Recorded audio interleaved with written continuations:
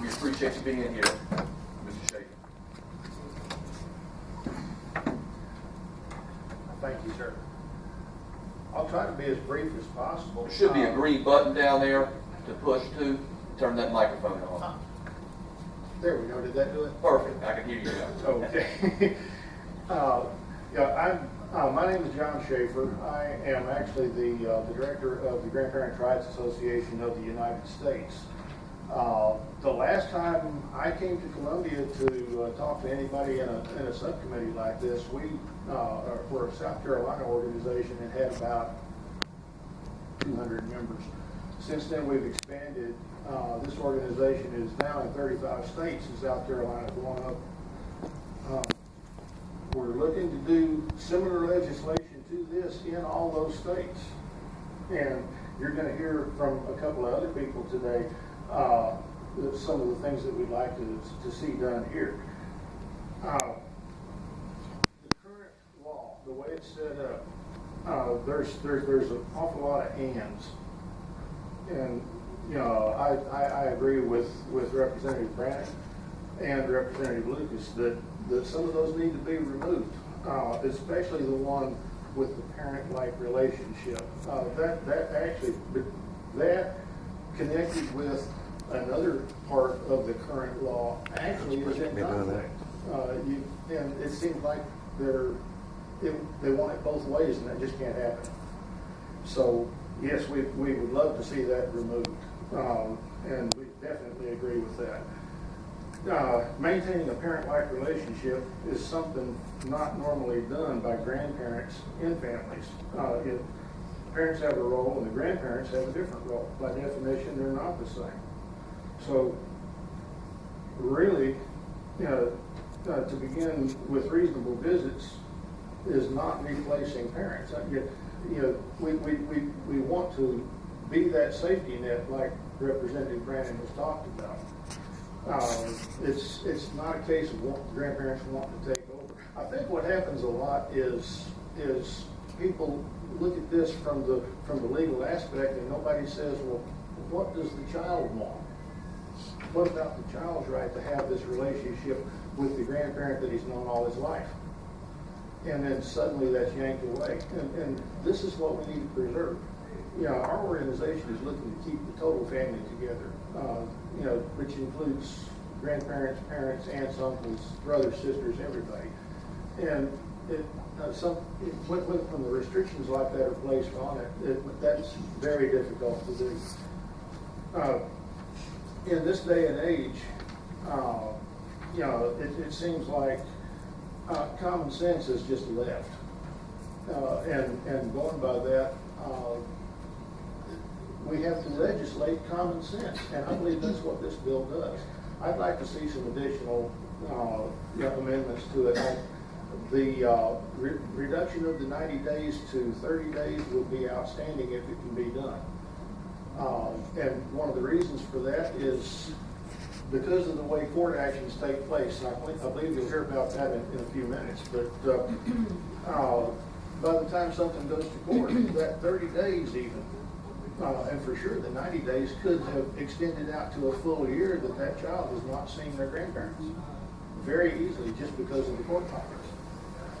So that's the reason for a reduction in that, if at all possible. I'm sure you'll agree that the testimony you hear today is going to support this bill, and I really appreciate it. We all will appreciate it if you take these recommendations and use whatever possible to still keep the bill constitutional.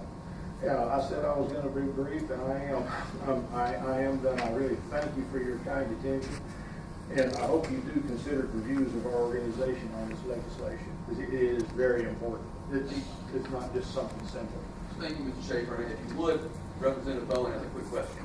Yes, sir. Do you think if we added the language, the totality of the situation like they were talking about, that would help this bill considerably?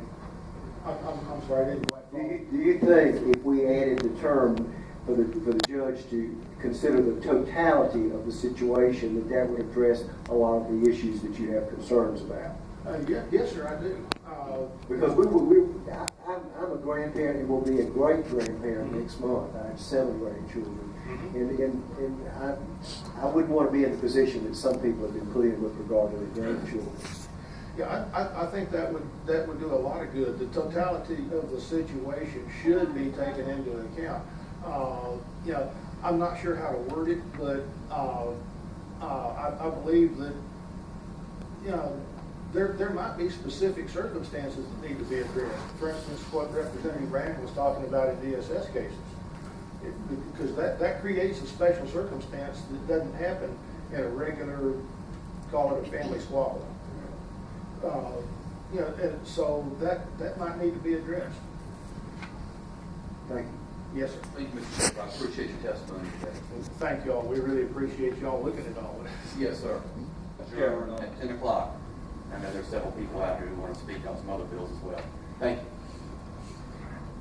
Does this need to be green to come on, right? I got your microphone on, yes, All ma'am. right. My name is Kathleen Walden, and I am the South Carolina State Rep for the Grandparents Association Rights.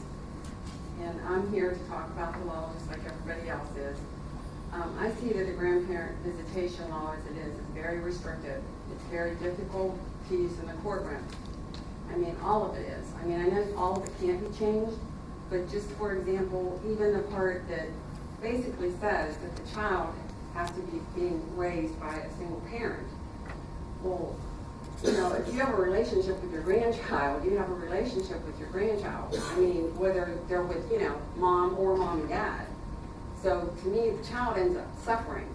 So, you know, even, I mean, I don't know if that part can be changed at all, but it's very restrictive. You know, it says that the child has to be living in a single parent home. And I'm also in much agreement about getting it reduced from 90 days to 30 days. And again, that goes back to what Mr. Schaefer said, because it can take up to a year to get into the courtroom. And if you happen to be one of those grandparents that was with your grandchild, you know, every day, or they lived in your home, that really hurts the child. You know, they're wondering, you know, where is grandma, where is grandpa? Because, you know, a year is a long time, you know, especially if they're a little one. I would really, Mr. Schaefer seemed to, you know, talk a good bit about the law part. I want to talk a little bit more about what it does to the child. Dr. Michael Bone, I don't know if any of you have heard of him, but he's an international expert on the field of grandparent alienation, and he's done a lot of research on what it does to the children. I've spoken to him on the phone. He states that alienating a child from their grandparents is a human tragedy and is considered a severe form of child abuse. Dr. Bone also states that this can cause the children to experience fear, anxiety, depression, helplessness, and the inability to learn. Our grandchildren don't deserve this. It's not their fault. And that kind of goes back to the whole 1 year thing. You know, if it's a year, there can be a lot of damage done to that grandchild. Grandparents contribute a great deal to their grandchildren. We provide direct caregiving. We are a family historian. We transmit family values. We give them heritage and traditions. We are a mentor. We are a buffer between parent and child, and all of this has a positive effect on child development. Grandparents can seek support from many, but our grandchildren cannot. They don't have a voice in this matter. You know, we're no longer living in the little house on the prairie days, you know, where everybody got along and, you know, you wouldn't even think of withholding a child from the grandparent. Things are different now. Grandparent alienation is a willful intimidation. It's an epidemic. It's affecting families. It has no socioeconomic boundaries. And grandparents nowadays, they're taking care of the children. You know, they'll be taking care of the children while mom and dad work, you know, and then if mom and dad get mad at them for any reason, then all of a sudden the grandparents are tossed aside. This is a great injustice to the precious children. My parents were very close with their grandparents, and I was very close with my grandparents. My daughter was very close with hers. And the reason for that is because all of the parents maintain that relationship. It's no longer like that. I wish that it was, but it's just no longer that way. This is why we need people like the Grandparents' Rights Association and committees such as yours to step up and protect the children that are losing their heritage by the minute. So I ask you to help our grandbabies. Ms. Walden, thank you for coming here today, and thank you for your great testimony. Art Hartzog also also out here. Your Thank you. microphone is live. Beg your pardon? Your microphone is live. Thank you. As the others do, I deeply thank you for this opportunity.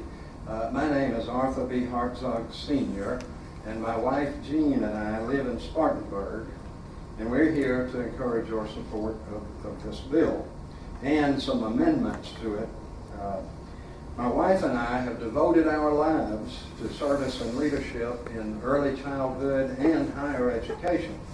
She is an elementary teacher for more than 40 years, and I as a college dean of students, also for 40 years. Throughout our careers, we have observed hundreds of young people whose survival, development, and ultimate success have absolutely depended on the care, experience, and generosity of loving grandparents. We both were reared in families with the strongest of grandparent involvement, and we suspect that most of you had the same experience. Our country was founded on the principles that recognize family values and the contribution of elders. Grandparents historically have been the source of families' heritage, values, and sense of identity. In recent decades, however, society seems to have lost that fundamental understanding of the proper roles in the traditional family.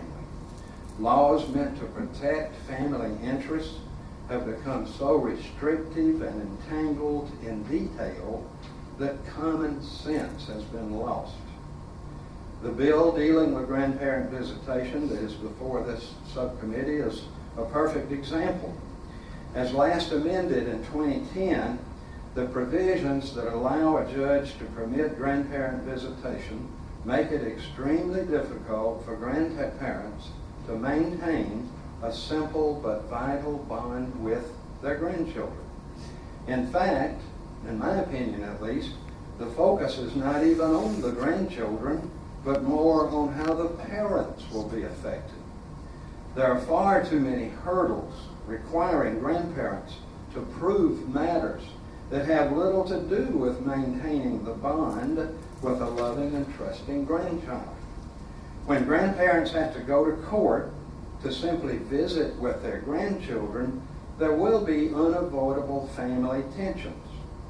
Overcoming unnecessary hurdles of the law only exacerbates those tensions by requiring all of the parties to find fault and disagree and criticize each other, or to dig in defending their positions.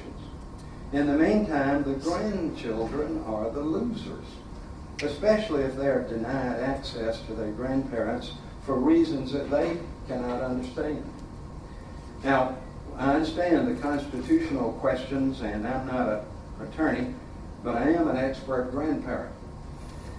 The current version of H 4348 would eliminate the one hurdle that we've talked about, the common sense. I think the term that Representative Brannon used of giving the judge totality to look at that is also really just giving a judge some latitude to apply common sense. How can one prove in a few minutes in a courtroom the nature of a relationship that's taken years to develop and to build heart to heart? Now, we also strongly encourage inclusion of those other amendments proposed in H 3168, which would eliminate the requirement that parents must be deceased, divorced, or separated. To me, honestly, that just doesn't make sense. If parents live together, should that prevent grandparent visitation? Constitutional questions aside. Eliminate, also the ones that would eliminate the requirement that visitation be denied for a 90-day period. 90 days can easily turn into a year before a court can address the issue, and by that time, very young grandchildren can begin to forget who their grandparents are. And eliminate the requirement to prove that the parents are unfit. If the parents are unfit, then visitation isn't enough anyway. Unfitness is a custody issue. And plus, attempting to prove unfitness is a recipe for family trauma that may never be healed. I am glad to have noticed the word "or" in the statute as it now stands, where it says that you have to find that the parents are unfit, or the next item about compelling evidence. To me, if the judge looks at that carefully, the unfitness does not absolutely have to be proven. And finally, that H 3168 would eliminate the requirement for clear and convincing evidence to override parental discretion about the child's best interest. The case wouldn't be in court if the parents didn't object to visitation in the first place. So coming up with clear and convincing evidence is another prescription for unnecessary family anguish. Now, we would also suggest an additional amendment that would define visitation as a minimum of 2 overnight visits each month. There seems to be a popular notion that a few hours, 1 day a month, is sufficient for visitation. Understand that in most cases, much of that time would be required simply for transportation of the child from one place to another. It's nearly impossible to maintain a real bond with a young child with only a couple of hours each month. So let me close with 2 of my favorite quotes about grandparents. Ruth Good, an author who died at 92, wrote, "Our grandchildren accept us for ourselves, without rebuke or effort to change us, as no one in our entire lives has ever done, not our parents, siblings, spouses, friends, and hardly ever our own grown children." And a wise Welsh proverb goes like this: perfect love sometimes does not come until the first grandchild. And if you aren't a grandparent yet, just wait, you'll see. Thank you. Art, thank you so much for your testimony today. We appreciate your time. Ms. Thunderberg.